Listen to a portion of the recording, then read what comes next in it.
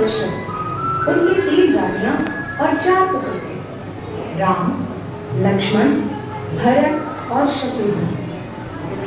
जब राजा दशरथ ने राम को राजा बनाने की घोषणा की, तब सभी को याद है आपने मुझे 2 वचन दिए थे। आज उन वचनों को पूरा करने का समय आ गया है।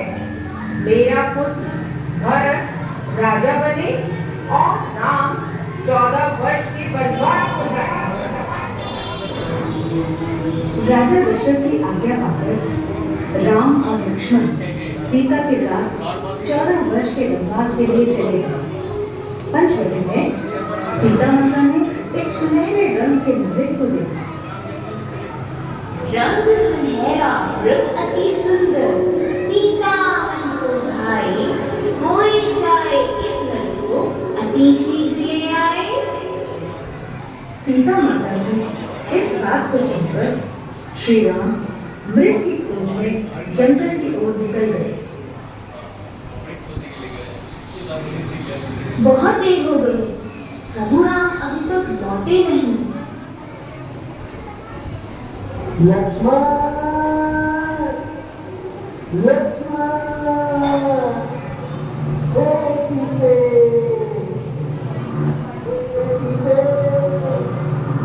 लक्ष्मण, लक्ष्मण देखो, प्रभु तुम्हें अपनी सहायता के लिए पुकार रहे हैं। हे माते, ये मुझे किसी मायावी शक्ति का कार्य लग रहा है। आप चिंतित ना हो, भैया जल्दी घर लौट आएंगे। नहीं लक्ष्मण, मेरी आज्ञा का पालन करो। जाओ, प्रभु को तुम्हारी सहायता की आवश्यकता है। ठीक है माते, किंतु आप इस लक्ष्मण रेखा को पार नहीं करना। रावण को ज्ञान था कि वो लक्ष्मण रेखा को पार नहीं कर पाएगा, इसलिए उसने साधु बनने का बोल रखा और सीता माता को उठाकर ले गया।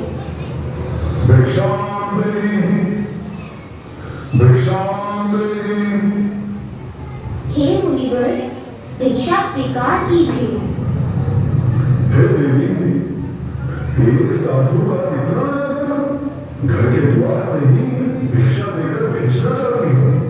जाओ, नहीं चाहिए तुम्हारी भिक्षा। नहीं नहीं मुनिवर, रुकिए, मैं आती हूँ।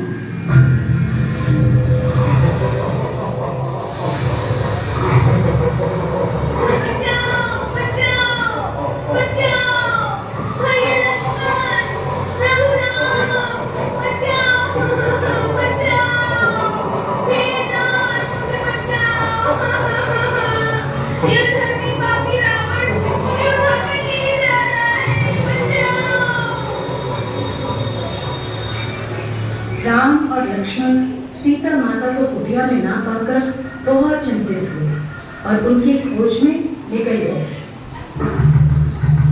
श्री राम, लक्ष्मण और हनुमान ने लंका पर चढ़ाई कर दी और राम और रावण का युद्ध हुआ, जिसमें श्री राम विजयी हुए।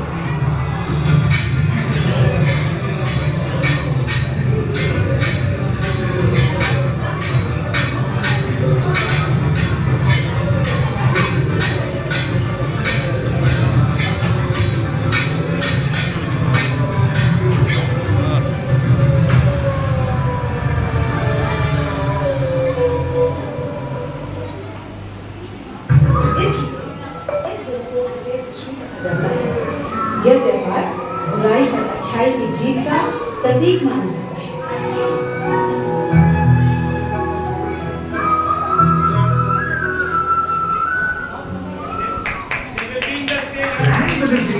तो सबको बताओ, इसलिए मैं हमेशा शौक करता हूँ सिर्फ निद्रा में।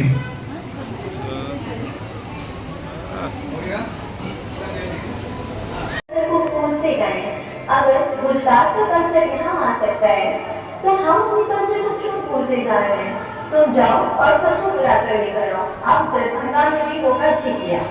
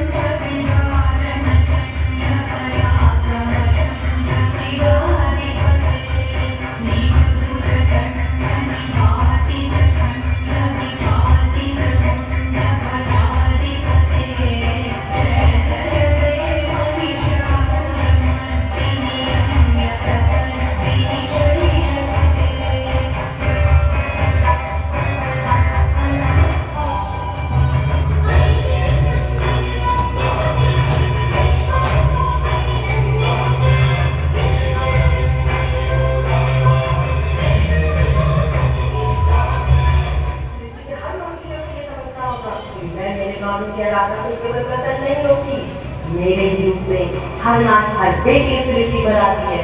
अगर कोई भी मनुष्यों पर बुरी दृष्टि रखता है या उनके सम्मान को आत्मा करता है तो वो ये ध्यान रखे कि मैं भी दुर्गा हूँ, मैं भी काली, मैं भी चंडी हूँ, मैं भी कमाली, मैं किसी न किसी रूप में आकर उनका विनाश अवश्य करूंगी।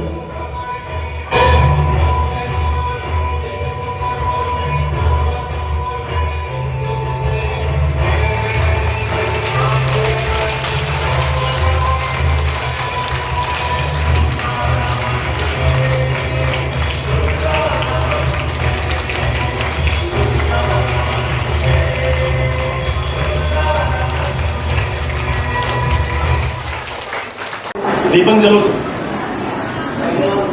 इसमें ना